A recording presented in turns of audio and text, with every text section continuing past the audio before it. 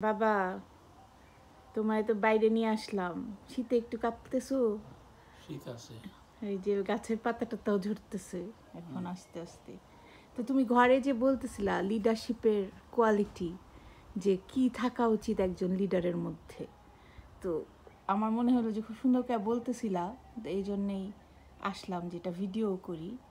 তো আমার আবার বলো কি বলতেছিলা, যে দুইটা তখন বলছো দুইটা ক্রাইটেরিয়ার কথা। আমার মনে হয় যে একজন লিডারের প্রধান ইয়ে যেই কোয়ালিটি থাকা দরকার সেটা হচ্ছে সে নীতিবান হইতে হবে। তার নীতির প্রতি গভীর শ্রদ্ধা এবং গভীর অনুশীলন থাকতে হবে। মানে সে যেটা প্রিচ করে সেটা তার বিশ্বাস করতে হবে। এক্স্যাক্টলি, বিশ্বাস করতে হবে গভীরভাবে।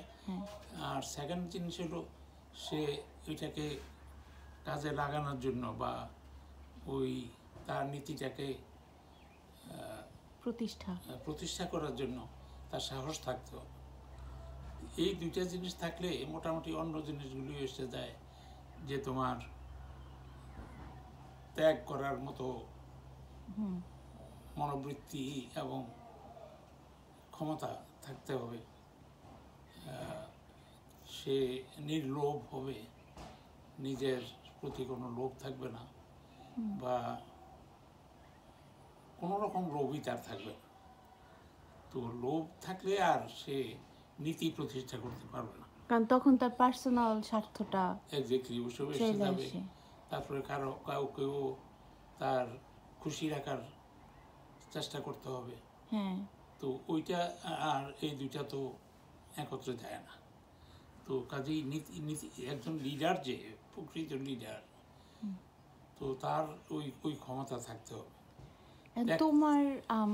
তোমার বইয়ে মানে তোমার লাইফে বা তোমার বইয়ে যে আসছে তোমার লাইফের বিভিন্ন সময়ে, তোমার তো বিভিন্ন রকম লিডারশিপ রোলে তুমি ছিলা সবসময়, এবং অনেক ইয়াং বয়স থেকে ছিলা। যেমন তোমার বইয়ে একটা চ্যাপ্টার আছে করটিয়া কলেজের, তুমি যখন প্রিন্সিপাল ছিলা তখন তোমার বয়স 30-এর নিচে, কিন্তু তুমি একটা প্রিন্সিপাল ছিলা কলেজের, এবং এমন একটা কলেজ যেটা তখন একদম মোটামুটি খুবই খারাপ অবস্থায় ছিল, ফাইন্যান্সিয়াল, অ্যাডমিনিস্ট্রেটিভ সব রকমভাবে। এবং তুমি আসার মানে ওই 4-5 বছর যে তুমি ছিলা কলেজে, you have turned it around. ওই সময় তোমার একটা ঘটনার কথা আছে বইয়ে, যে একটা ছেলে আসছিল তোমারে মারার জন্যে, এবং কিন্তু তারপরে তার মানে তোমার সাথে কিছুক্ষণ কথা বলার পরে তার ডিসিশন চেঞ্জ করছে। ওইটা সম্পর্কে বলো, মানে what was the thing that changed his opinion about you, যে কি কারণে তার মনে হয় ছেলেটা আসছিল তখন, সে যা বলছে সিরাজ শিকদারের গ্রুপের ছেলে, এবং তখন আমার বাসায় 6 জন পুলিশ, তারা সারাক্ষণ 24 ঘন্টা পাহারা দিচ্ছে। কারণ তার কিছুদিন আগে আমার বাসায় একটা দুর্ঘটনা ঘটে গেছিল। রাত্রে এসে ওই দেলু, তোর আশাপ আমার ছোট ভাই, তো থাকতো আমার বাসায়। ওরা এসে আমাকে জায়গায় দেওয়ার জন্য বলছে, সে না করছে, তখন তার উপর অত্যাচার করছে আর কি। তো এই ঘটনাটাই না, ডিসি সাহেব এবং এসপি সাহেব এসে তারা ওই 6 জন পুলিশের একটা কন্টিনজেন্ট আমার বাসায় সারাক্ষণ পাহারা দেওয়ার ব্যবস্থা করছে। তো ওর মাঝখানেই ওই ছেলেটা আসছে আর কি, একটা ছেলে সিরাজ শিকদার গ্রুপের এবং সশস্ত্র ছেলে আর কি। এবং কিছুদিন আগেই করটিয়া বাজারের কাছে আজিজ সাহেব বলে এক ভদ্রলোক ছিলেন, তাকে মেরে ফেলা হয়েছে। তখন সিরাজ শিকদারের লোকেরা, এই দুইটা লোক একত্র হয়ে যদি বলতো যে কালকে হরতাল, তো হরতাল হয়ে যেত। কারণ এত ভয় মানুষের মধ্যে জন্মাইছে, এবং এই ভয়টা তারা জন্মাইতে পারছিল যে দেশের যাদেরকে লোকজন চিনে বা ভালো বলে জানে, এমন লোকদেরকে মেরে ফেলে। তো এই ধরনের একটা মনোভাব নিয়ে ওই ছেলেটা আসছিল আর কি। যে তখন আমি আমার প্রিন্সিপালের জন্য একটা বড় টেবিল ছিল, সেক্রেটারিয়েট টেবিল, ওই টেবিলে বসতাম, টিচাররা এসে তার চারপাশে বসতো। তো আমি ওইভাবে বসে কাজ করতেছিলাম। আর তখন কিছুদিন আগেই, না আমি যাওয়ার পরে একটা ইন্টারনাল অডিট টিম গঠন করছিলাম। তো অডিট টিমের অডিটররা বা শিক্ষকরা যে সমস্ত পয়েন্ট আমার কাছে জানাইতো, সেগুলি আমি পার্সোনালি দেখার জন্য অফিস থেকে, তার অফিসের বড় বড় ফাইল যেগুলি আছে যেখানে হিসাব লেখা হইতো, ওগুলি বাসায় নিয়ে আসতাম। তো ওরই একটা দেখতেছিলাম আর আর ওই ছেলেটা বা তার দলের কাছে খবর গেছে যে কলেজের হিসাব নিকাশ বদলানোর জন্য আমি এই খাতাপত্র বাসায় নিয়ে আসতেছি, মানে একটা রং ইনফরমেশন, আইডিয়া দিছে। তো সেই ছেলে ওইটা বলল। আমি বললাম যে দেখো, অডিট বদলাইবার তো আমার কোনো দরকার নাই, এবং ওইটা কোনো বিষয়ও না আমার জন্য, কারণ অডিট হয়ে গেছে অলরেডি। মানে তোর কিছুদিন আগেই সরকারি অডিট হয়েছে, এবং অডিট হয় নর্মালি আগের বছরের। আগামী বছর কি হবে ওইটা নিয়ে তো আর অডিট হয় না। আগের বছরের অডিট হয়েছে, আমি যখন ছিলাম না, তাহলে ওইটা আমার কেন বদলাইতে হবে? সেইটা বদলানোর আমার দরকার কি, তাই না? তো এইটা ছেলেটা বেশ হইলো যে এইটা তো আমার সময় তো এখনো যায়ই নাই, ওইটার অডিট হবে কি, আর সেই জিনিস বদলাইবার আমার তো দরকার নেই। এটা হলো আগের বছর, আগের কিন্তু ওই যে তুমি একটা বলছিলা যে তুমি তখন তোমার টেবিলে কাজ করতেছিলা, সেই ছেলেটাই বললো। তো সে বললো, তার পিস্তল দেখাইয়া বললো যে এইটা আমি নিয়ে আসছিলাম আপনাকে মারার জন্য। তো আমি বললাম যে মারলাম না কেন? আমি যখন দেখলাম যে আপনি ওই টেবিল ছাইড়ে এসে সোফাতে আমার সাথে একত্রে বসছেন, তখন আমার মনে হয়েছে যে এই লোক খারাপ হইতে পারে না, কারণ যার ক্ষমতার লোভ নাই। এবং তুমি যে ওই জিনিসটা হায়ারার্কিটা তুমি দেখাও নাই, তুমি তার লেভেলে আসছো, তার লেভেলে আসছি, আইসা বসছি, এবং সেই ছেলেটা ওইটা উপলব্ধি করছে। কাজেই সে আর আমার মারা নাই, বোঝে, ওই জন্যই আমি মারলাম না। তো যাওয়ার সময় তো ওই পিস্তলটা আমাকে অফার করছিল যে এটা আপনি রেখে দেন। আমি বলছি যে না, আমি পিস্তল দিয়ে কি করবো? কই যে আপনার লোকজন আসলে তাদের আপনার আত্মরক্ষার জন্য।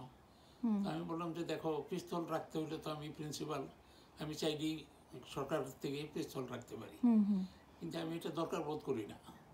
আমার আগের প্রিন্সিপাল শামসুল আলম সাহেব, ওনার বাসায় 2 বার আক্রমণ হয়েছে শুধু ওই পিস্তলটা দখল করার জন্য।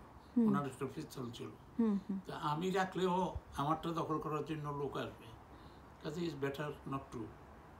তো ছেলেটার পরে আমার পাস হইয়া চলে গেল, বললো যে আপনার এই যে ইয়েরা আছে পুলিশরা, এরা আমারে কিছু করতে পারবে না। ওই সে বাইর হয়ে গেল, ওর মধ্যেই সাধারণ ছেলের মতো। বাহ। আরেকটা তুমি বলো, আমরা তো লিডারশিপের টপিকে এটা নিয়ে বলতেছিলাম, তুমি কিন্তু তোমার সবসময় তোমার টিম ইনভলভ থাকতো, যে তুমি যে কোনো তোমার ডিসিশন ইয়েতে ইউ ইনক্লুডেড দেম, এবং তাদের যে রোল এবং তাদের ইম্পর্টেন্সটা তুমি তাদের সাথেও কমিউনিকেট করতা। এইটাও তো মনে হয় একটা, ওই যেমন ধরো তুমি অনেকগুলো প্রজেক্ট করছিলা করটিয়াতে ছাত্রদেরকে নিয়ে, তারপরে ফোর্থ গ্রেড এমপ্লয়িজরা যে, সেগুলি অনেক ছোট ছোট কাজ, কিন্তু এগুলিও মানুষকে এই প্রতিষ্ঠানের সাথে এটা আমার প্রতিষ্ঠান, এই যে ধারণাটা আসার জন্য তাদেরকে সম্পৃক্ত করতে হবে বিভিন্ন কাজে। যেমন আমার কলেজের যারা বিভিন্ন শ্রেণীর ছাত্র, শিক্ষক, third class and fourth class employees, এরা সবাই যাতে মনে করে যে এটা আমার কলেজ, এটা আমার সময় করতো আর কি, করেছে। তার কারণ হলো বিভিন্ন কাজে আমি তাদেরকে ওই ফিলিংটা দিছো যে তাদেরকে সম্পৃক্ত করছি, যেটা এবং আমি যাওয়ার আগে তাদের প্রভিডেন্ট ফান্ডের 1 পয়সাও ছিল না। আমি প্রত্যেকের নামে ভিন্ন ভিন্ন বই কইরা সঞ্চয়ে বই, পোস্ট অফিসে প্রত্যেকের নামে ভিন্ন ভিন্ন কইরা তাদের যে প্রভিডেন্ট ফান্ডের টাকা ওইটা আমি আস্তে আস্তে দিয়া সব up to date up to date করেছি। হ্যাঁ এবং সেটা সম্ভব হয়েছে যে কলেজের যে খরচপত্র যেগুলি আগে অনেকটা ব্যয় হিসাবেই চলতো, এত বড় কলেজ প্রায় 12-13 হাজার ছাত্র, এটা তো টাকার অভাবে চলবে না, মানে এটা অচিন্তনীয় ব্যাপার। কিন্তু আল্লাহর রহমতে এগুলি ফিরিয়ে আনতে পারছি আমি আস্তে আস্তে আর কি। আমি ওইখানে একটা কোঅপারেটিভ সোসাইটি করেছিলাম। এই কোঅপারেটিভ সোসাইটির যারা কাজ করতেন, শিক্ষক এবং আদার এমপ্লয়িজ যারা, তারা ওইখানে বিনা পয়সায় কাজ করতো। কিন্তু কলেজের অভূতপূর্ব লাভ হয়েছে। কলেজের যে সমস্ত জিনিসপত্র আমরা কিনতাম বাজার থেকে, তো এখানে যাইতো, যেটা ওইখানে আবার একটা ইয়ে ছিল, কি যেন সিস্টেম লস ওইটাকে বলা যায়। সিস্টেম লস হলো, এটা একটা বৈজ্ঞানিক টার্ম, যে যা ইনপুট থাকে আউটপুট হবে তার চেয়ে কম। মানে আউটপুট যা থাকবে ইনপুট হবে তার চেয়ে বেশি। তার মানে কিছু জিনিস ওইখানে লস হবে। হ্যাঁ হ্যাঁ। তো ওই রকম বাজার থেকে আনতে আনতে আমি আমার অফিসে এসে যে জিনিসটা পুষতো, মাঝখানে কিছু জিনিস নষ্ট হয়ে যেত সামহাউ। হ্যাঁ, ওটা তো অ্যাকাউন্টিং এতেও তো মানে কিছুটা এরকম অ্যালাউ করে, যে অ্যালাউ করে কিছুটা, কিন্তু অপরিমিত যখন হবে তখন তো আর এটা অ্যালাউ করা যায় না। আমি কোঅপারেটিভ করার পরে ওই সিস্টেম লসটা নষ্ট হয়ে গেছে। এক নম্বর হলো যে আমার তো ওই জিনিসপত্র রাখার জন্য, দোকানদারি করার জন্য কোনো ভাড়া দিতে হয় না, কোনো ঘর ভাড়া করতে হয় না, কোনো কর্মচারী রাখতে হয় নাই। কারণ আমার কর্মচারী হলো আমার শিক্ষকরা, আমার কর্মচারীরা, কলেজের কর্মচারীরা, তারা বিনা বেতনেই ওইটা করতেছে। এমনকি ঢাকা যাইতো, ঢাকার থেকে আসতো, ওইটা তাদের একটা আনন্দ ছিল। তারপরে ওই যে টিএসপি কি যেন বলে এটাকে, ওই সরকারি যে ইয়েটা ছিল, এখনো আছে ওইটা, সরকারি বাণিজ্য ইয়ে, যেটা the trading corporation of Bangladesh, TCB. ওই টিসিবির মালপত্র আমরা আনতাম ওইখান থেকে, ওগুলি এনে আমরা বিক্রি করতাম। মানে বিভিন্নভাবে আমার কলেজের যে শিক্ষকরা মানে নিঃস্বার্থভাবে যে কাজগুলি করছে, এবং এইটা এই জন্যই করতে পারছে, তারা জানে যে এটা আমার কলেজ, তারা এম্পাওয়ার্ড ফিল করছে। এম্পাওয়ার্ড ছিল, শুধু তাই না, এম্পাওয়ার্ডই শুধু না, ওই মনোবৃত্তিটাই করেছে যে কলেজের লাভ হওয়া মানে আমার লাভ হওয়া। এবং তাইলে ওইটা হলো ওই যে ট্রাস্টওয়ার্দিনেসটা আসতে হয় লিডারের প্রতি। এক্স্যাক্টলি, লিডারের ওইটা ইয়ে থাকতে হবে। যেমন আমি এখানে এটা পরবর্তীকালের ঘটনা, অস্ট্রেলিয়া যখন আসি তখন ওই আমাদের যে ইয়ে ছিলেন চেয়ারম্যান অ্যালেন ফেল্ডস, ওনার মধ্যে ওইটা আমি দেখছি আর কি, এই সবাইকে ইন্টিগ্রেট করা, একত্রে থাকা, সবার মধ্যে ওই জিনিসটা আনা যে এটা আমার, এটা আমার প্রতিষ্ঠান, এটা আমার, এই জিনিসটা করে যাচ্ছে আনতে পারছো। এখানে এট্রিপলসিতে অ্যালেন ফেলসের আন্ডারে ছিল। আরেকটা জিনিস তুমি এখন বলতে বলতে আমার মনে হইলো একটা, ওটা হলো জবাবদিহিতা।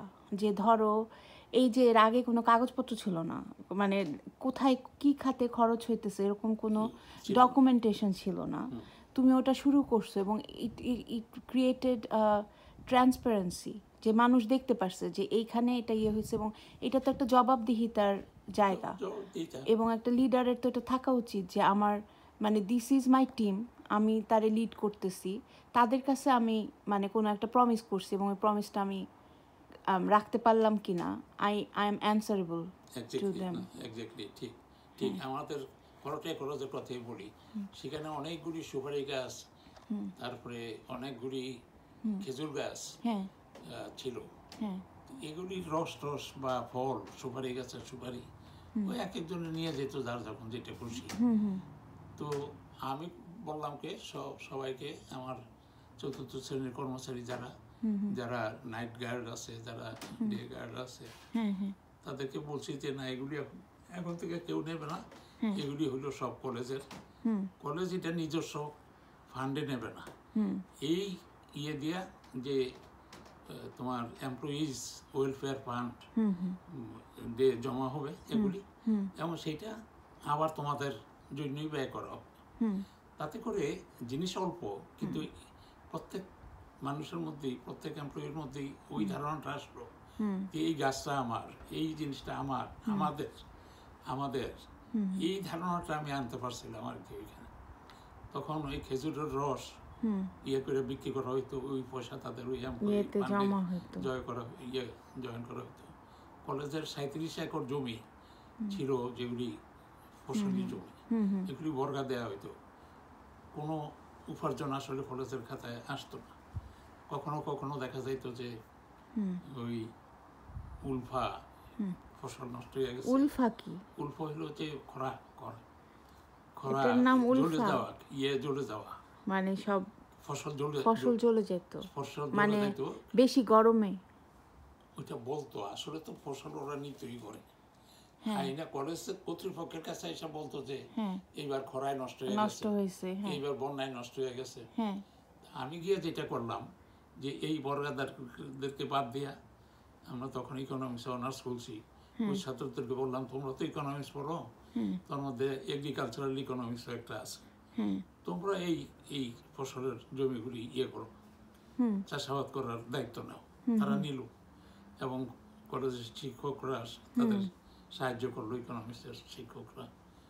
এবং সেইখানে দেখা গেল যে আমরা প্রচুর ফসল, প্রচুর ধান আসলো, এবং সেই যেদিন ফসল কাটলো সেদিন শিক্ষকদের সবাই গেছিলাম আমরা ধান কাটতে। তোমরাও কাটছো? কি যে আনন্দ, কি আনন্দ সবার মধ্যে। কলেজে বোধহয় এত আনন্দের দিন আর কখনো আসেনি। তো এবং সেইটা কয়েক বছর, আমি যেই কয়েক বছর ছিলাম, এটা ছিল ছাত্ররা করতো ওই ফসল, সেই ফসল কলেজের ইয়েতে জমা হইতো। কিন্তু তাতে করে যে জিনিসটা আসছে, ছাত্ররাও মনে করলো, অন্যান্য কর্মচারীরাও মনে করতে পারলো যে এটা আমার, এটা আমার কলেজ, আমি এটার সাথে সম্পৃক্ত। তার মানে সবাই বুঝলো যে কলেজের ভালো হওয়া মানে আমাদের ভালো। এবং এটা শুধু একটা, মানে যখন তুমি এভাবে বলতেছো, এটা একটা ইয়ে না, এটা অনেকগুলা লাভ এখানে। যে এই যে ধরো ওরা সম্পৃক্ত হচ্ছে কলেজের সাথে, ওদের শিক্ষাটাও কিন্তু অগ্রসর হইতেছে। এটা জাস্ট বুকিশ নলেজ আর থাকতেছে না। তখন ওরা বইয়ে যেটা পড়ছে সেটা বাস্তবে দেখতেছে, দেখে এটা তারকে মুখস্থ করে দিতে হয় না, সে পরীক্ষার হলে গিয়ে ওইটাই লিখতেছে। তোমার বইয়ে তো এগুলা সব আছে, আলহামদুলিল্লাহ, ইনশাল্লাহ। থ্যাংক ইউ বাবা। এখন আমরা এটা ইমপ্রম্পটু আব্বার ইন্টারভিউ নিলাম বলে আব্বার বইটা আমাদের সামনে নাই, কিন্তু আপনারা আব্বার বই কিনতে পারবেন, ওটার আমি ইয়ে দিয়ে দিব, ডিটেলস দিব ইনশাল্লাহ। বইয়ের নাম কিছু রেখে যাই, আর ইনশাল্লাহ আমি দেখি এটা এখন ফেসবুকে আপলোড দিব, তারপর I provide all the details. Thank you বাবা, তুমি বাই বলো। থ্যাংক ইউ মা, থ্যাংক ইউ, খুদা হাফেজ, গুড বাই।